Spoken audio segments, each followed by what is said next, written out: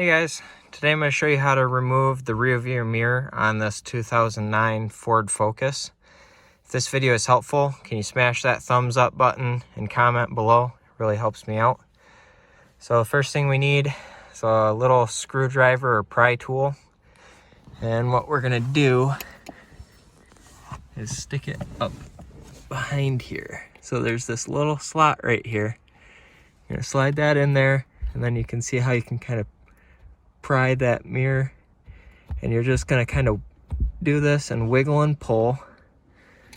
Let's see if I can set the camera here where you can see.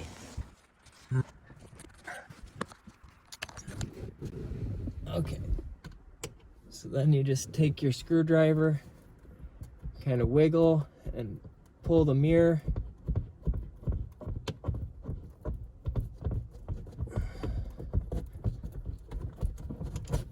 There you go. And then there's this clip on the back. Push that little clip in, pull the connector out.